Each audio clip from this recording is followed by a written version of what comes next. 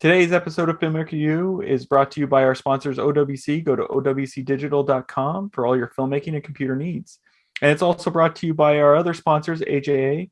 Make sure to check out aja.com so that you can see how they can help you in your post-production needs. Hi, I'm Gordon Burkell from Filmmaker U. At Filmmaker U, we create courses for film professionals to deepen and diversify your existing skill set. You can learn more at filmmakeru.com or follow us on Twitter at filmmaker_u. Every week, we interview a film professional to discuss their work, and this week I'm joined by composer Tangelene Bolton, whose work includes Warrior Nun, American Zealot, and Black Mothers Love and Resist, just to name a few. Welcome to the show. Thanks for having me. So great to Well, be here. Now I've got to ask, because you got your start like early in your career, you were working with Hans Zimmer and Henry Jackman. And I'm wondering, what are some of the techniques or ideas that you sort of learned from them or gleaned from watching them that you use in your work now regularly? Oh, wow, that's a good one. Well, I mean, being persistent, being busy, having a solid team around you with very specific roles and just people who are great at what they do around you and supporting what you do. That was a big one. Interesting. I'm going to interrupt this interview for 1 second. We want to thank PixelView, one of our sponsors. They're a streaming solution for filmmakers.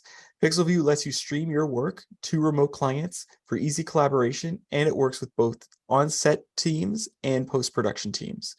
With built-in video chat, you can discuss and make changes in real time and stream directly from your editing software. Or you can use the hardware encoder to stream from DaVinci Resolve or the camera on set. See the promo code and the link in the video description below.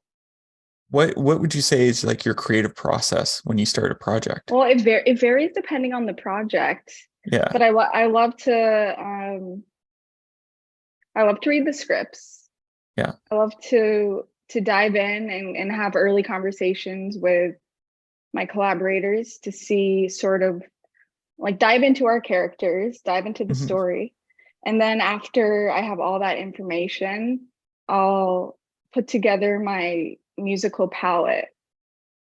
So I'll go and say, oh, what synths can signify a certain sound for a specific character? Or are there specific instruments that can be reflective in a specific character? And then from there, I'll kind of orchestrate my ideas based upon that. So when you talk about synthesizer, like, do you prefer to work on synths to build like your initial sort of rough idea of the sound, or is that more because like when you're working on TV shows, you work with just synths, and then larger projects you work with orchestras? I mean, ideally, I love to blend both together. That's kind of where I'm at right now. I love orchestra, and I love synthesizers, but at the moment I'm just like, how can I kind of meld the two together so that I can create something a little bit different? Because I'm sort of in that space where I really enjoy like world building, and especially in the fantasy space too. I like to kind of add something a little unique or different that might be different to the standard listener. Well, fantasy's sort of grown in popularity in the last 20 or so years. Is there a genre outside of that you've never tried but you'd really like to try? Yeah, that's a funny thing, because you work on one project and then you think, oh, I'm probably going to do something else in a similar lane. But I'm working on a comedy series right now. So that's like the complete opposite in a way. So I definitely like all genres. I think the most important thing is that I'm serving the story, I'm serving the characters, and I'm giving the audience, something to entertain them and hopefully give them the chance to take a step away from their daily life and just enjoy what they're watching. Now you said you're working on a comedy. So when I think of like the older sitcoms, there'd be laugh tracks, and they would always, there would be a beat or a pause from the actors to allow for the laughter to happen. Oh yeah. Now, when you're working on the composition, is there something similar where it's like, I can't step on this joke, or how does that work in terms of like your relationship to the delivery of the actors? Oh, that's a great question. I mean, when in doubt, leave room for the joke as opposed to accentuating the joke. I find that to be a lot of times a way that gives you the most success with making sure the joke comes out, is leaving space for it. What would you say, sort of like, because you've when I was researching your background, you've done stuff like live concerts with orchestras, you've done orchestras for films, TV shows, shorts, like a whole slew of things. But when you're sort of crafting your sound for a movie or a show, if you're recording something like an orchestra, like, how do you determine what type of room you want to be in? Like, I think about like Carnegie Hall has a sound, and if you think about the famous recording studios, whether it's Abbey Road or Motown, they have a sound. So do you look for specific rooms when you're recording with large bands, or how does that work for you? Oh my gosh, that's a great question. I hope to like eventually be to a point where I can like very distinctly hear every single sound I picture every single room in my head right before. Mm-hmm. I think I need to add like another 10 years, and then I can like give you an even more solid answer for that. But my dream though is definitely to record at Abbey Road. Oh, I think wow. that would be amazing. Yeah, I'm gonna say that right now, so it will happen like even sooner. Yeah, so I mean, I guess specifically a collaborator I work with, Bobby Tahori. He's the one who gave me my first start out here in LA. Well, one of the few people who gave me my first start here in LA. I know he records, I think it's in Nashville. I know he really likes Nashville, and there's a lot of people who are really liking it as well. But my main goal is definitely Abbey Road. It would be amazing. Now, I have to ask, in that similar vein, like, I don't know if you've toured any of the studios. Have you, like, when I went to Motown, for example, back in the day before we had like, oh, just add a bit of reverb or something like that to your files, they would have to build or design things around reverb. So like, they would loop up a mic into the attic, and then people would clap in the attic, and because the attic had an echo in it. Mm-hmm. Do you prefer to try and get things naturally in your recordings? Like, so I want to get it through a natural process, or do you prefer to post-process your sounds? I don't really have a preference. I think it depends on like the sound I'm going for. So if there's, let me think. Yeah, I think it really depends. If I want a very like intimate sound with like a violin, something more dry could be really cool. But if I want something, yeah, it just depends on like the space and the aesthetic that I really want to give to the recording. That usually determines the vibe that I'm going for. I know some people can be very specific that they want, a certain tail, this amount. But I tend to just go by my instincts and intuition in terms of the sound I want. And that also applies for like synthesizers too. Attack, release, everything. I'm just kind of, in the end, I want to make sure that my ears like it first before I get into the nitty gritty with all the math and everything. Well, it's funny. It's funny because like I was talking to someone yesterday. I teach part-time, and I always have to teach the students about noise gates, and I'm always like, okay, we're going to be listening to a lot of Phil Collins and Peter Gabriel that's for awesome. because you have to hear the drums. So now, in one of your interviews that I found, you talked about cultivating and nurturing your music voice. I'm wondering how you like to do that, because in the interview you said it's really important to do that, but you never really went into it. So I'm wondering, how do you, as a creative person, like to cultivate and nurture your music voice? Well, that's definitely something that I kept in the back of my mind early on in my career, like in my like very early 20s when I first came out, like right after college. I told myself I want to work for someone, but I want to make sure I have enough time to still develop my musical voice. Because a lot of times, if you're like a fresh composer, at least for me, when I first started out, I was told you should first start as an assistant to a composer and then start writing additional music for a composer.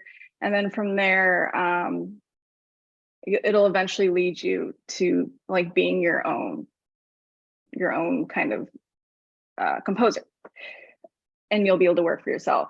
So I made sure that I told myself to make sure that I'm like always practicing, always like listening to my favorite composers and like trying to cultivate my voice, meet up with like a lot of filmmakers, start making those relationships early so that I could get a lot of practice on like short films, because you want to make sure you make those relationships early so that you just get a lot of practice. So that's how I would say I cultivated my voice. Every year I'm cultivating my voice. I want to like take it to the next level. I'm going through like so many new experiences. I go through, you know, the phases of life. Each year, new things happen in your life, and that affects your music and, you know, what comes out. Hopefully you're always adapting, you're always growing. So yeah, those are always things that I had in the back of my head. I want to always be growing, always cultivate my voice, and just always like learning from really cool collaborators. Okay, I have to ask then. So one of the things I love is when I find someone who's like, oh, my specialty is whatever. So in your case, composing. I want to learn something about that area, about other composers, whatever. So you're saying like you go in and you would like, I guess, cultivate or study other composers as you were growing. Is there a particular composer that most people aren't aware of, whether classical or modern, that people should be aware of, that you should definitely check this composer out? I mean, aside from like the most popular film composers, like James Horner is one of my favorites, Thomas Newman, John Bryan. These are all popular composers. Yeah. Everyone listening, like they're definitely popular. But I started off doing classical piano. I started off as a classical pianist. So I grew up getting very inspired by like classical piano composers like Chopin. I mean, they obviously do other works than just piano, but Debussy, Chopin, Bartok. So Bartok, obviously everything. Just like classical composers, more impressionist, like romantic. So it's always fun to kind of dig deeper than just the most popular, because you can see like where film composers got their inspiration from. So I recommend to do that. So don't just listen to the most popular guys. See what their inspirations were and kind of trickle down from there. That's a good way to sort of find other techniques. Is there something that, because like, you know, when I was studying film, I'd like obsess over certain filmmakers. So I'd be like, okay, like, why is this person famous? Why did it work? Is there something you discovered in listening to their music over and over again that you're like, oh, that's something unique, or something that sort of you hadn't realized, or most people might not see at the first pass? Well, I do remember being